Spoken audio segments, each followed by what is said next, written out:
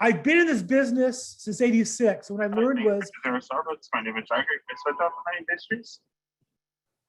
okay, what I've learned is that you can achieve anything if you work hard consistently over time, but that everything requires working hard consistently over time. Are we all in agreement on that? Anybody want to argue that point before we start? No. Same in title business. I've met, and it was interesting. I left San Gabriel Valley for 10 years. I came back. What I noticed was the most successful title reps were the ones that worked the hardest, most consistently over time. Imagine that. So realtors is no different. I'm not going to give you any short, quick fixes. I'm going to hopefully give you some things you can bolt onto your business. And I also want to say I'm not selling anything. I don't have a coaching program. I don't sell data. Maybe if you get a deal that you need some help on, we could split it or work together. Maybe you refer me a deal if it's out of your area. This is good for me. I can afford to help and give back. And so today, part of my business is helping other agents and investors and wholesalers with their business. My first coach taught me you can have anything you want in life if you help enough other people get what they want. So I'm here today to help you add in maybe one or two ways to get business for your probate business. If at the end of this, I give you 11 and one added to your business, or deal or two a year, would that be worthwhile time for you today? If it is, nod or hands up or chat yes or something. Yeah, one or two deals in this hour would be worthwhile, right? Okay, and before we start, I just want to say some blood vessels broke in my eye. I'm perfectly healthy. The doctor says nothing to worry about. It'll work itself out. No issues, no health issues, but it looks a little funny. So I want to get that off my chest, so I'm not going to be self-conscious about that. So when you go into probate real estate, my experience is there are a lot of companies that will sell you data and or training, and they really teach two ways to get business. And what I've learned in my last 2 years, all my lead generation, I spend 3 hours a day developing new business every workday. All my lead gen has been in probate. What I've learned is there's actually 11 ways. Number one. Number two, what I've learned is if you can work two or more methods, they will work together and be synergistic. So rather than just do one method, I'm going to recommend either try two or three, and I'll recommend if you have a good business, add one. Add one to your good business to get a couple deals. And if you know what that means, put in the chat box, and I'm more glad to answer any questions. So number one method, pre-probate. Now this is most attractive to investors and wholesalers, but as a realtor, I work with investors and wholesalers and help them do this one. Pre-probate is taking people who've passed and cross-referencing the data to those that own property, on the assumption that somebody died that owns a house, they're probably gonna have to sell it. Let me back up a little bit. The main goal here is to learn how to get listings, true or false. We're all on that page, right? We all understand that? So when we talk about how to get listings, and even if it's to work with a buyer, ultimately it's to sell that property as a listing. So pre-probate is looking for somebody who died. Now this appeals mostly to investors and also to wholesalers. Sometimes as an agent who can help facilitate that. That's one thing that I do. I give data to investors and wholesalers, and I also offer them financing when they find deals to put together real fast. Now, you have to check and see if it's in probate. If it is, then you want to help them through the process. Sometimes people will say it's in probate, and all they've done is filed, but have gone nowhere after a year and they gave up. And really it's because they didn't need probate or they didn't attack it properly. You have to come from those people from service. You can't say, oh, gee, I see your uncle died. Do you want to sell your house? Right? We have to kind of approach it like our normal prospecting. I'm a real estate agent, market's hot. We know if you have any property we can help you sell today. And hopefully if you create a proper connection, they'll bring up they have a property to sell. You can approach them most effectively is door. I know big investors who do mailers and cold calling these on the phone. Couple challenges. Title can be unclear. One of the challenges can be that somebody thinks that they are to inherit the property. They think they're the only son, but they're not. They think because of the favorite son and dad said he get the property, he hasn't realized he doesn't. So you have to be careful and check title right away. Go to Pacific Coast Title Rep, check the title information as quickly as you can on those. Another challenge is sometimes it's hard to get them into action. Who here besides me is really busy today?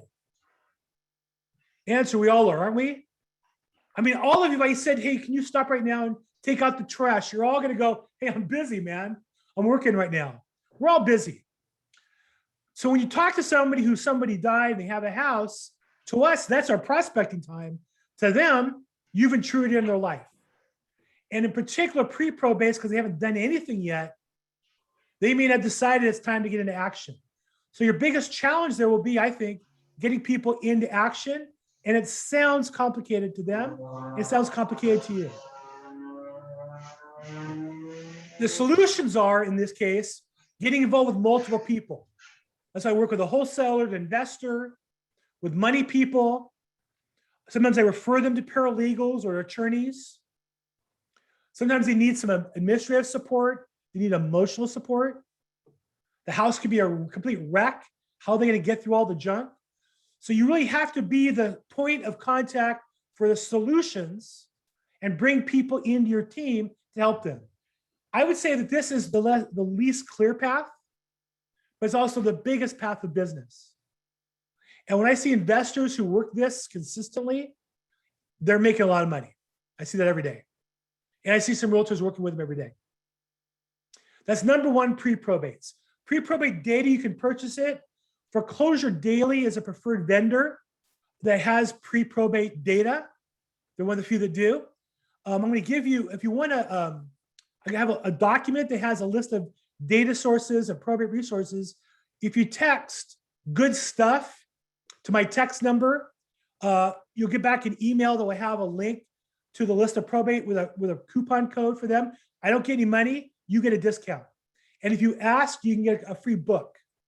But my phone number to a text to is 213-460-2577. Again, if you text good stuff to 213-460-2577, you'll get back a document that has a number of things that we talked about today, including a coupon code for the data for pre-probates.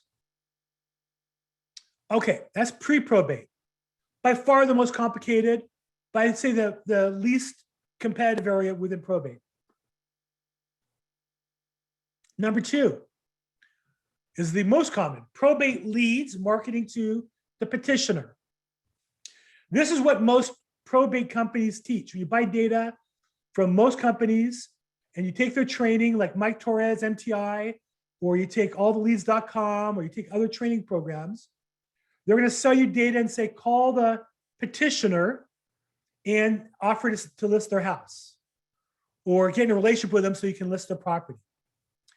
You can call them, you can email them, you can mail to them, you can social media, but it's a very competitive marketplace. The average petitioner tells me they get 30 to 40 phone calls and 20 to 30 mailers. Most people call through a list once and give up. But like everything in sales, the money is in the follow-up. We lead generate for show, and in real estate, we lead follow-up for dough. That's how we make our money. And so if you talk to people and you call them back regularly, knowing it's a long process, longer than they think, you'll be the only one that calls them several times. You have the unique chance to develop a relationship with them. That's the key to marketing the petitioner. What happens to petitioner, some people say, well, are you worried about calling them too soon? Petitioner means they got over the grief enough to fill out a probate form or hire and pay an attorney to do that for them. So they've moved on. The business has started already. So it's not too early to call them right away. Some agents will ask me, well, when's the best time to call them? The answer is the best time to call them is the time you call them. Because if you call them first but don't follow up, is no good. If you call them last and they've already chosen somebody else, that's no good. It requires building a relationship. I think like all prospecting. You want to meet with them as soon as you can. be a consulting helper with them as quickly as you can. So people call, mail, pre-COVID with door knock. Again, you could double team working with investors and wholesalers. Most important thing here, track your numbers. If you're going to mail, track your numbers. If you're going to call, track your numbers. If you're going to mail and call, track your numbers.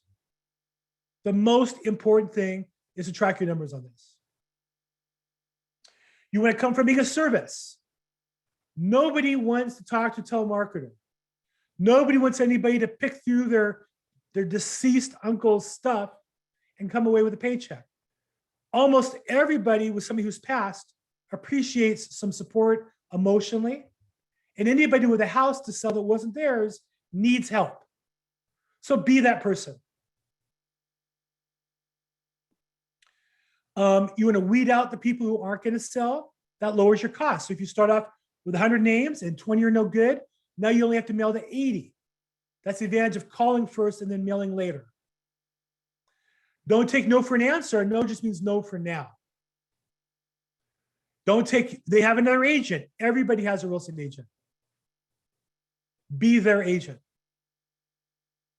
And remember that the hierarchy of marketing.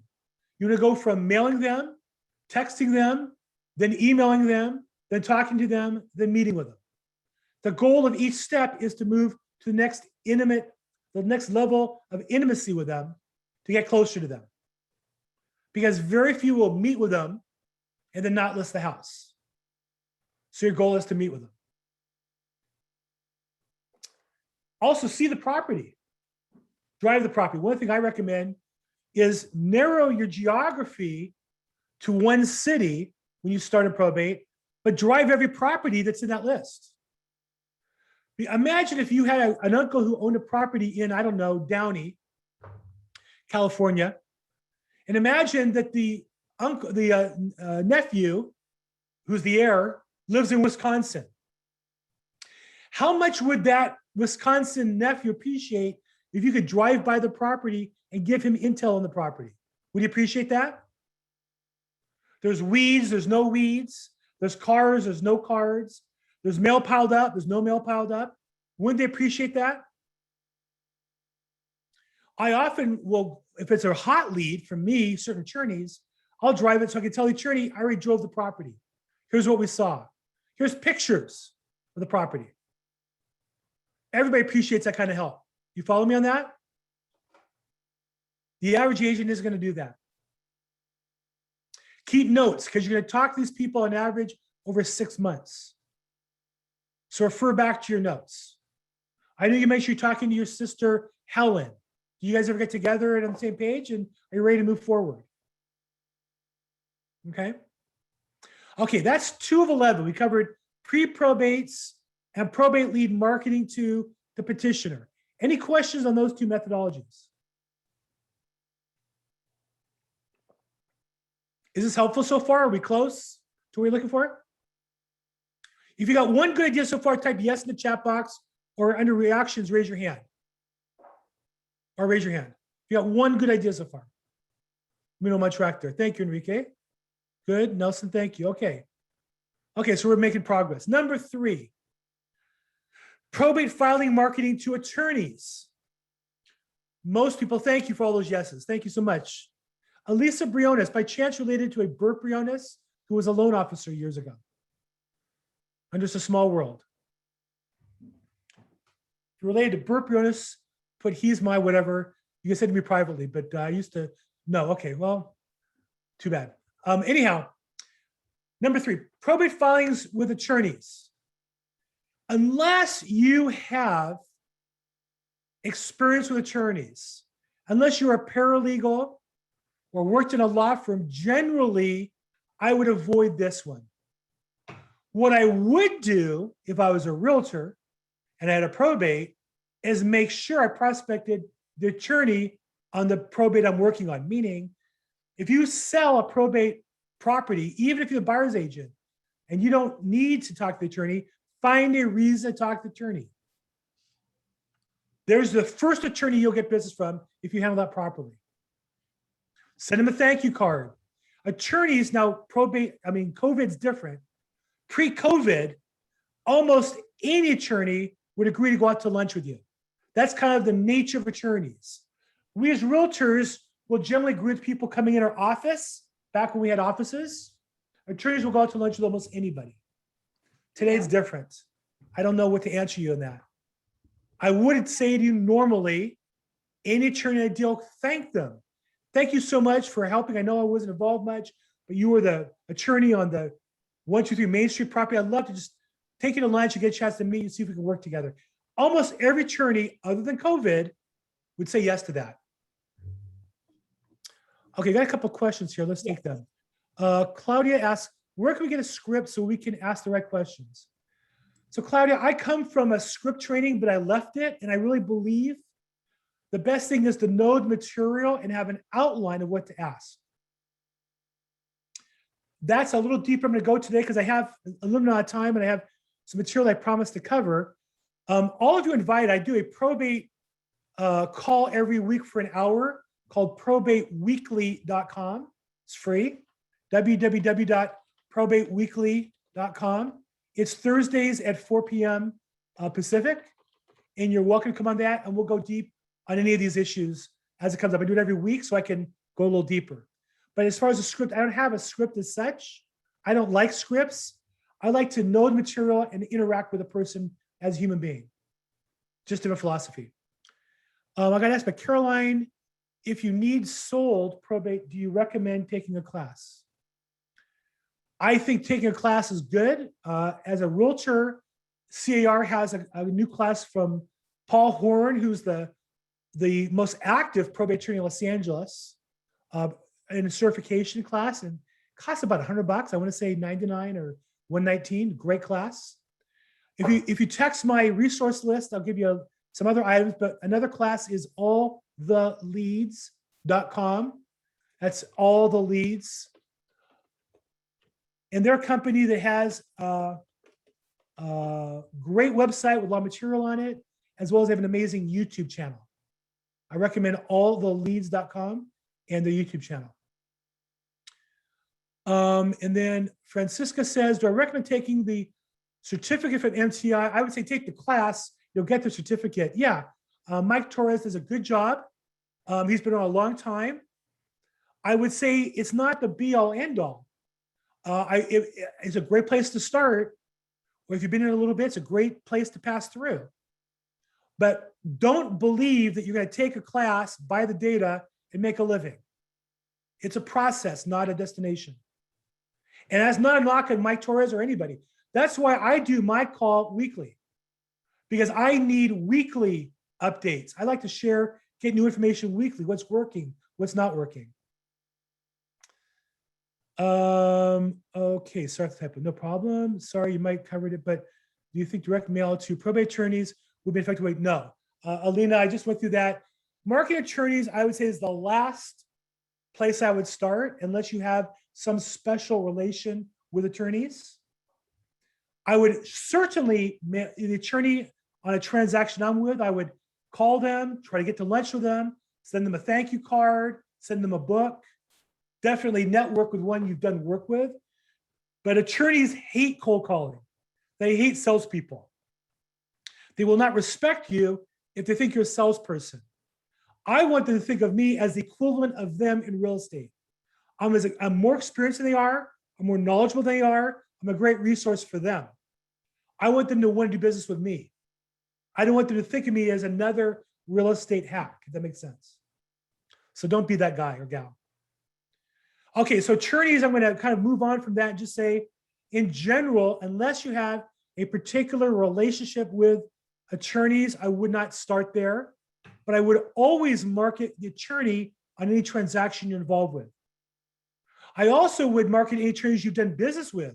If you sold them a house, ask them if they do probate or estate planning. Try to network with them because you already know them, like them, they trust you. But I think it's a big, I know I disagree with Mike Torres on this. I think it's a big mistake to market attorneys. They laugh when I talk to them all the time. They tell me how many mailers I got. Now I do know this. I know one realtor who started cold calling attorneys and has built a business on it. But I believe he'll tell you he's great on the phones. And he kind of got lucky. He got one good attorney who does a lot of business. I would generally not recommend marketing with attorneys as a starting point. Number 4, so we covered pre-probate, we covered marketing to petitioners or the families, marketing to attorneys was 3. Number 4 is MLS full authority.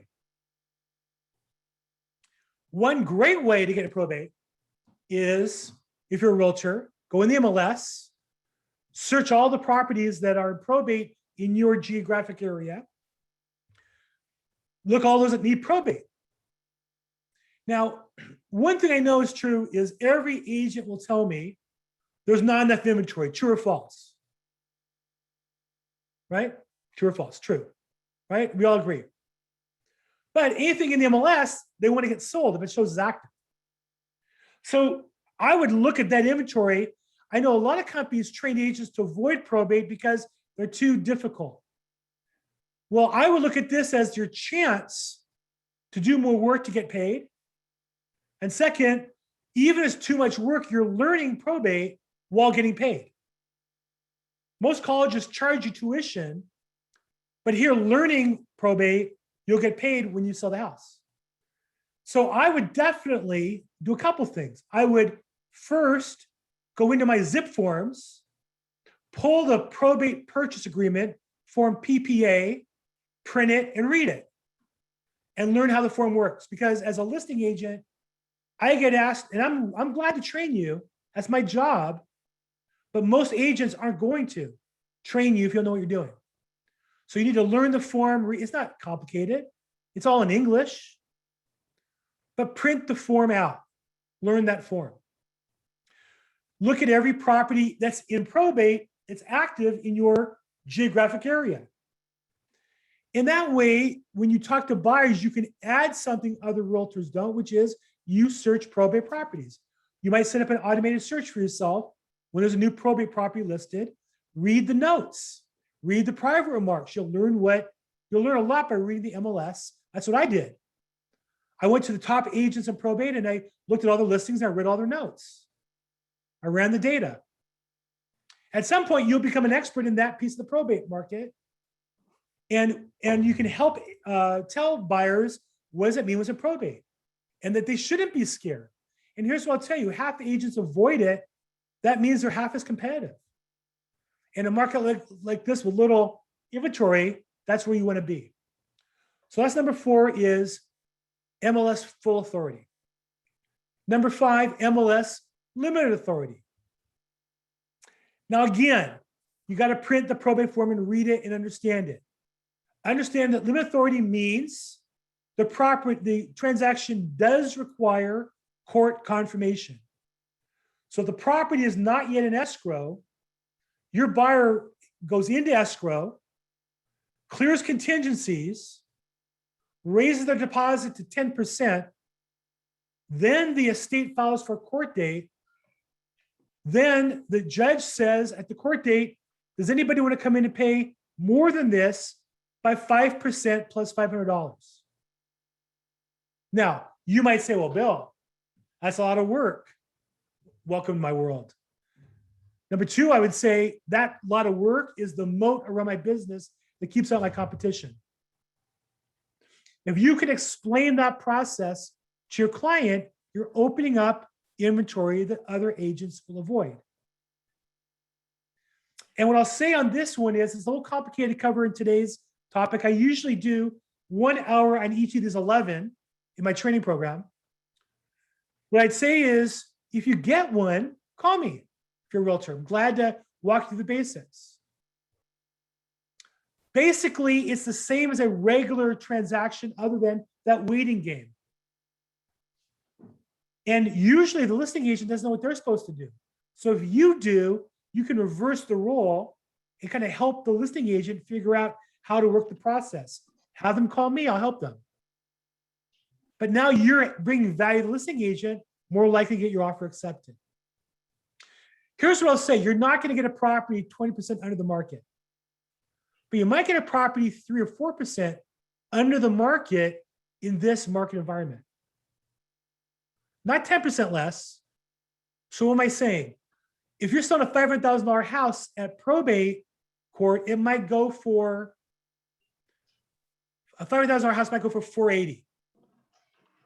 Well, that's better than 520 with 20 offers, right? So you look for MLS with limited authority. That's number 5. Questions. We're halfway through almost.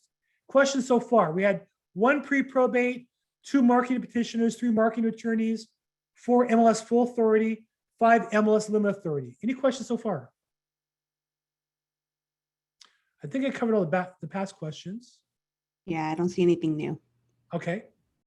Have you gotten one more idea out of this since we last asked? Is this helpful? Are we on track here? Are you getting usable information? Yeah? Yeah, thumbs up, a couple. Okay, good. Thank you. Number 6, court confirmation sales. This is my area of expertise. When I use the term, my website is LAProbateexpert.com. This is my world. Now, I live near downtown LA. I live in West Los Angeles. It's 20 minutes to the court. So I used to go to court every workday, 5 days a week. And I was there for 3 hours a day. I've seen more sales than any other agent, than any attorney, than any judge in the last 2 years. What happens at the court sale is if you bought the property on the method number 5 above, limit authority, that needs court confirmation, and you bought it too cheap, I'll bring an investor in and we'll overbid you at court and buy the property. That's what I do. So really what happens here is sometimes the listing agent who does 1 deal a year thinks he's so clever. He'll get the seller to allow him to accept a really low ball offer. And of course he double ends. So that property sold for 500, he's gonna try to slide it through for 440 or 430 in this market. That works until I show up with my investor. This is kind of sophisticated area. Know that it's available in the law. I'd be glad to talk about it individually. If you find a particular property that needs court confirmation that you think you have a good investor on, call me, let's talk about it. Maybe I can help you. Maybe we can work together on it. But what I would say is, it's very complicated. It's kind of high risk business because if you're bidding on it, you're putting 10% down and you're waiving all contingencies that day. And usually they don't let you see the property.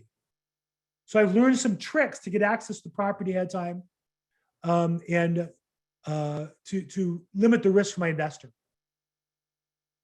I had an agent one time. Here's an interesting story. He thought he was so smart. He got the seller to agree to pay him 10% on a house. And of course he double-ended it. But in the MLS, he put 7% to the buyer's agent, 8% to the listing agent, 2% to the buyer's agent, hoping that if somebody did overbid it, they'd only get 2%, he'd get 8%. Well, the probate code says it gets split 50-50. He didn't count on me being there. I keep a copy of the probate code in my briefcase. 1326. Right. So this is a sophisticated area, but this is what happens if you get too cheap. If you get too cheap on the buy side, where there's court confirmation, you get overbid at court. Okay, Enrique says, how do you get the date of the court for probate? Sometimes in the MLS, they'll put that information. They're really supposed to. Or you can call the listing agent. They should give it to you. I actually research every sale in the court. I spend a lot of money. I have virtual assistants, and we get various data sources, combine it together, research it, create our own internal database list. I don't share that because that's what I use with my investors. It's work. But I say to use agents, if you search the properties that are in probate, if it says court confirmation required, the listing agent knows the date of the sale. I'll give you an alternative. Call me or text me and I'll do my best to help you if I can. Okay. Okay. And Caroline says, what goes to bidding war at court are those bidding wars? Sometimes the bidding war, yesterday I went and it was just us. The original buyer didn't want to bid anymore. My buyer was ready to spend up to $740 and we got it for $641. So some days you bid and lose. I lost the last 3 I went to, we got overbid. Yesterday we got it on the cheap. So it depends. The That's a little complicated. This is not going to the courthouse steps. Those are deeds of trust or trustee sales in Norwalk or other places. This is probate court in the actual courtroom with the judge. A little different. Okay, that's number 6, court confirmation sales. Number 7, courthouse farming. This is what I did pre-COVID. I don't know what it's like in San Bernardino or Riverside. I see you guys are spread out a little bit. Anybody here in San Diego by chance? Anybody here by chance in Orange County?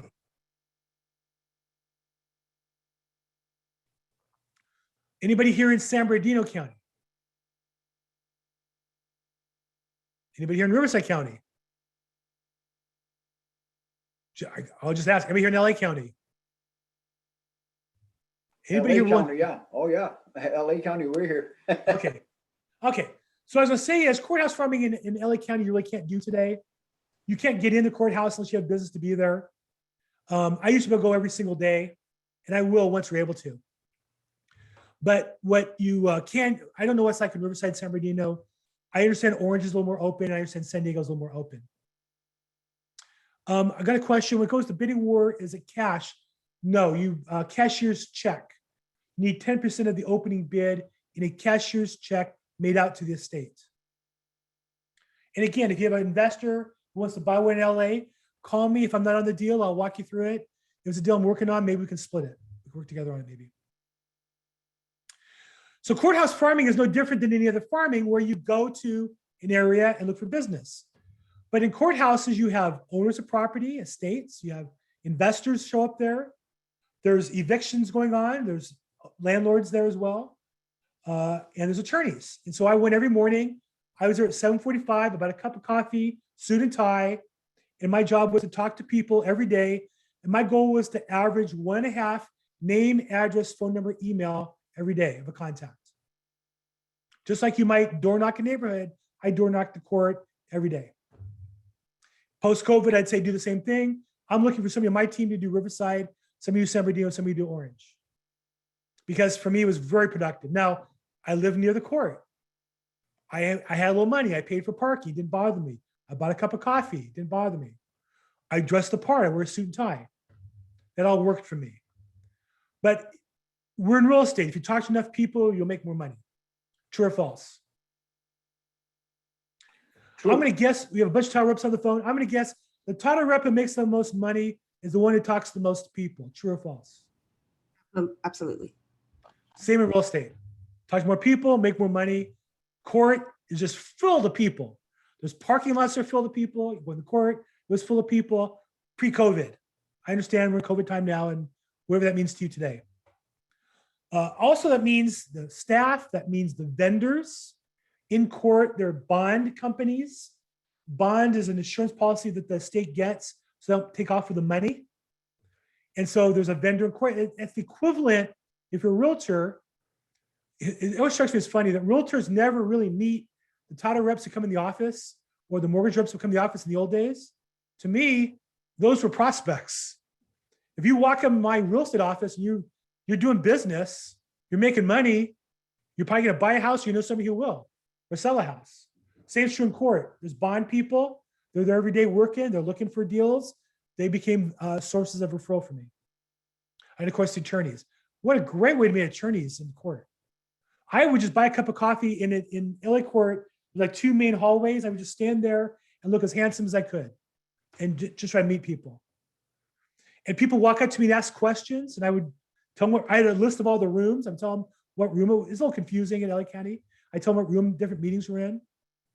I actually would hold a meetup in court at the courthouse 3 days a week. Some of you may have come down and met me there. I used to invite people to come for free to meet me. Now you had to meet at 8 o'clock, but I would show you the lay of the land, show you where the list was with the properties.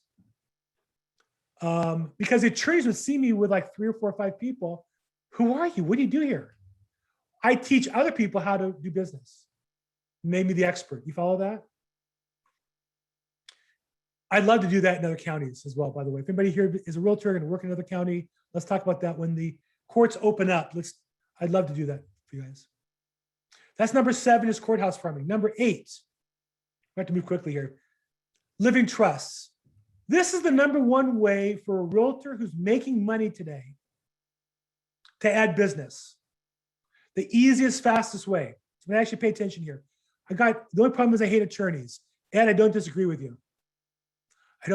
Nobody tells more attorney jokes than attorneys. Nobody hates attorneys more than fellow attorneys. And I would say 95% of probate cases are done by attorneys who've only done one a year. So it's brutal to work with them in some cases. Living trusts. So I want to speak to those realtors who I would say are already in the business, making a living, whatever that means to you. If you're selling 5 or 10 deals a year, making a living, you've been in the business 5 years or more, you have a database of 100, 200, 300 people. You need to segregate your database between the following people. People that you know have a living trust, people you know that don't have one, and people that you don't know. And then you need to call your past client database, call your center of influence, all those that have living trusts, see if they're within the last 5 years, because they should get reviewed every 5 years, and they know that's the case. Ask them the following question. Hey, Michael, I know when I sold you 123 Banana Street, you took title as the Michael Nuri Living Trust. Now, I talk to people every day who need a living trust. I'm curious, who did yours and were you happy with their service? Michael's going to either say, yes, I love him, he's the greatest, which the natural thing then is to say, thank you so much. Would you mind if I called your attorney Bob the greatest, so I can refer him other clients like you that need a living trust? What's he going to say, Michael? Yeah, Bob's the greatest. Yes, it is. Yes, he is. Here's his name, here's his number, here's his email. Now you have an introduction to an attorney. That's right. Everybody will give you that if they like the attorney. When you call the attorney, you do not ask them for referrals. You say, hey, Bob, the world's best attorney, I was just talking to your client, Michael, our mutual client. He says you're the greatest at living trusts. I talk to people every day about buying and selling property. Many need living trusts. Here's the key phrase, write this down. Do you still do living trusts? The reason why you say that is it tells them you know their business. Most attorneys, when they start out, will write living trusts like new realtors will work with first-time buyers. But the attorney will try to graduate to bigger work and doesn't want to do them anymore. By asking the question, you're showing them some respect. Do you still write living trusts? Yes, I do. If I met somebody who needed one, can I introduce him to you? What's he going to say? Yeah. Don't ask for referrals. See if you can give him business. And then get a conversation. I'm curious, by the way, tell me what about your practice? Where are you located? Is living trust or probate your basic business? What's your basic business? What do you do to generate business? Maybe it turns out he has a YouTube channel about living trusts. Maybe you should watch it and share it with your clients. Okay, so again, you call your clients, they have a living trust, you ask them if they like it, they say yes, there's an introduction. If Michael says, no, we had it done by this attorney, we hate him, he's evil, I actually want to kill the guy. Now, I would say, well, Michael, how long has it been since you reviewed your living trust? He'll say it's been more than 5 years. Do you think you should have it reviewed by another attorney? I could give him somebody else's name and number, right? If I call my past client, Michael, and he says, you know what? We don't have a living trust. Tell me about that. You should know the advantages of living trust as follows. If you have a living trust, it will generally avoid probate and save you thousands, if not tens of thousands of dollars and heartache and stress. You can get a basic living trust today for about $500. You can get an uncomplicated one for about $1,500. Or if you have a complicated estate with multiple properties, businesses, multiple marriages, thousands of dollars, but they'll all be less than a probate for $1 million house with an $800,000 mortgage is going to cost about $23,000. So everybody should have a living trust. So all your clients, either you know they have one and you hit them up for introductions. You know they don't, you present them the advantages of living trust. Or you don't know, your job is to find out. And then I'd say when you find somebody who does living trust, and any realtor in the business 5 years or more, If you call your network, you'll find a couple. Invite that person to a meeting, to a luncheon, to a lunch and learn, a Zoom call, and invite your database to hear that attorney. Why they should have a living trust to avoid probate. Again, that's an hour-long class I do at other times, but I have to move a little quickly. That's number 8, living trust. But I'll say this. This is the number 1 opportunity you have as a realtor for more business. Your consumers either have one, don't have one, and some need them. And you should be referring one anytime you sell a house, anytime you help them buy a house. Number 9, living trust attorney referrals. Once you get an attorney that does them, your job now is to help him write as many living trusts as possible. True or false? You go, why? Why do I care about that? Because why do people get living trusts? To protect their Properties. and their real estate. 8% of all assets in the trust is real estate. Biggest mistake people make. Anybody on here besides me have a living trust? Biggest mistake people make is they get a living trust and forget to deed the property into the living trust. Happens all the time.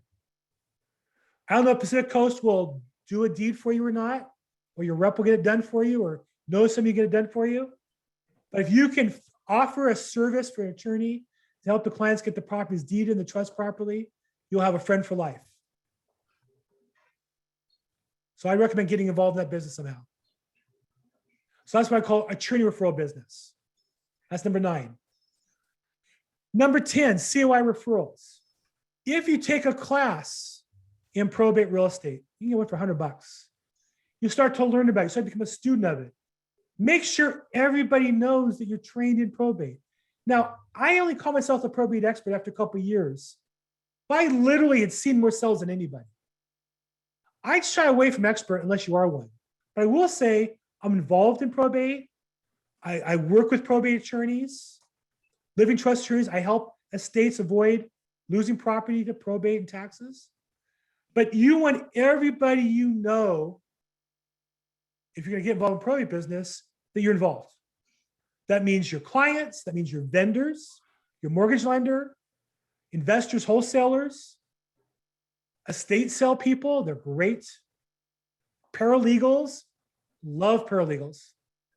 Any other vendor. That's number 10.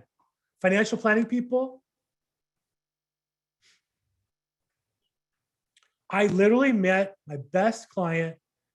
I knew her socially. I knew her mother. She was a young adult, but we knew her, my wife and I knew her mother. And then we saw her socially by herself for dinner at a friend's house. And then a month later, I saw her in court. She knew I did real estate. She didn't know I was a probate expert. And she said, what are you doing here? Well, I'm a probate expert. That's all I do. That's funny. I have a conservatorship with like 20 properties in it. That was a good day. That was a good day. Last is networking, number 11. So again, a little more challenging in times of COVID. But what I'll say is that you got to talk to people. If you belong to a BNI or a LATIP or any organization, you got to have a niche. Whether it's probate or helping families accumulate wealth, intergenerational wealth, avoiding taxes is another avenue realtors can take. Make sure everybody in your organization, the biggest mistake we make, go on to any realtor's LinkedIn, it will say, I'm a specialist in first-time buyers, sellers, short sales, REOs, probate, commercial, industrial, leases, and farmland. True or false? What I've learned is by being a specialist in probate, my friends who don't need probate will say to me, I know you're an expert in probate. Can you help me sell my regular house? What's the answer? Yeah. Yes. We mistakenly believe if we make ourselves seem as though we're experts in everything, we'll fool them. Now, they're too smart for that. If you're an expert in everything, you're an expert in nothing. But here's what I'll tell you. If your best friend was the world's leading brain surgeon, would you ask him about COVID? Should I get the vaccine or not? Should I wear my, you would, because you assume if he's the world's leading brain surgeon, you assume he knows medical information at a lower level like COVID, correct? Same in real estate. If your client knows you as an expert in probate, they assume you can sell a house. We have it backwards. We think we have to specialize in everything. I say specialize in one thing. Maybe it's a neighborhood, maybe it's something else. Whatever it is, make sure everybody knows about that. And let me just wrap up here before we go back to questions with, remember where I started. My coach was Don Hobbs, and he taught me the power of branding yourself as an expert. The mistake we make is trying to be everything to everybody. I've done more deals in my career last year than ever before, and I'm on track more this year than ever before by focusing on one thing. Don't make that mistake. If I could just make one point, focus on one thing, get great at it, and people flock to you. Okay, so it's 5 minutes to the hour. I don't want to go overtime here or cause any problems, but I talk quickly and I mumble. We covered a lot. Questions? I don't see anything in the chat as of yet. I think you covered most of them. Okay, I tried to. I like to make it interactive. I do a call every week on Thursday, probateweekly.com, and there I'll call people out. I feel like if you're on my call, I'm not charging for it. I feel like if you're on my call, then I'm going to call you by name and expect you to pick up. Partially because I get lonely, but partially because I think, look, I really believe the more you participate in life, the more you're going to make. It's just that simple. So questions? I know I covered a lot real fast. No? Bill, your presentation was amazing. Thank you. Yes. Well, thank you. Yeah, I love your approach. Thank you.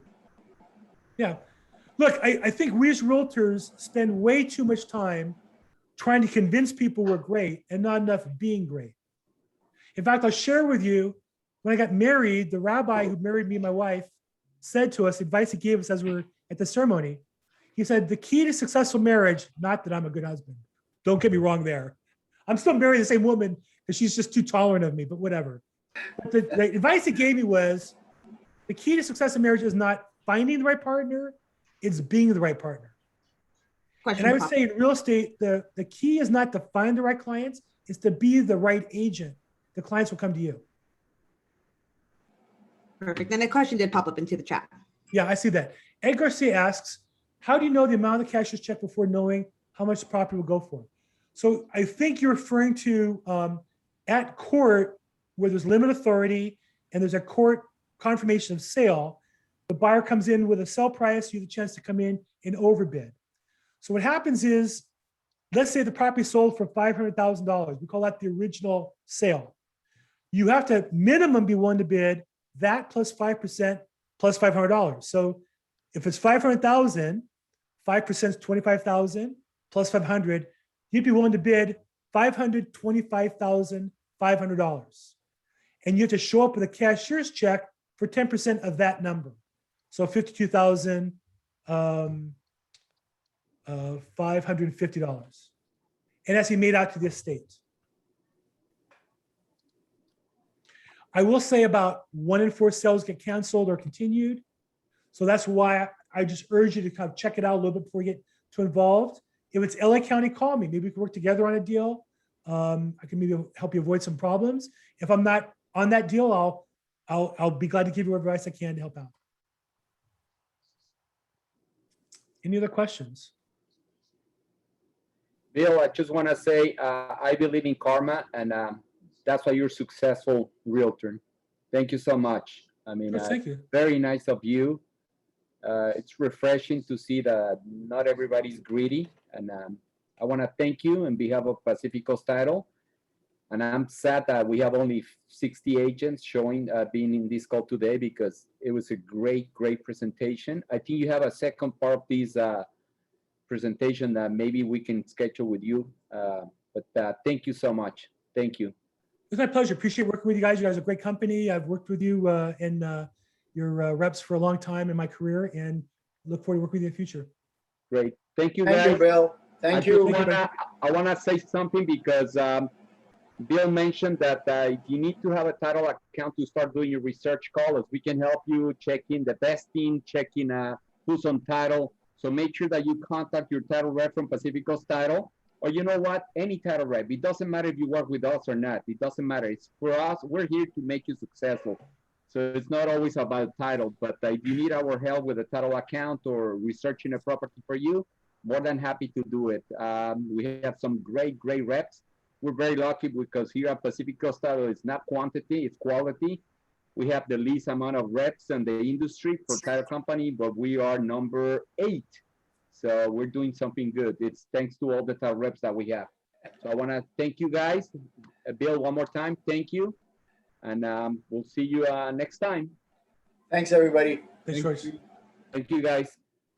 Thank you. Thank you, Bill. Well done. Thank you. Thank you so much. Thank you, Thanks, Felicia. Bill. Thank you. Good work. That was Thank fun. you. Thank you. Mr. Ed Garcia, you look familiar. Huh. Do I know you? I'm an old guy. I have a good excuse. I don't remember anything anymore. My wife told me the only thing I need to remember is that I'm married. That's it. Nothing else. It's the nose. I don't know. Harry, I was calling your name at the beginning of the training and you disappear on me. Yeah, you're talking to me, right, Jorge? Yes, Javi. I'm so sorry, man. I'm at the office answering. I'm at the office answering the calls, and Sorry, Thank no, you. I know you're busy. I just want to make sure that you can tell us more about your company. So I apologize. no, I apologize to you. All Thank right. you. Me debes un café. Claro que sí. Alrighty. All right, guys. Thank you so much. Tony, thank you. Bye, guys.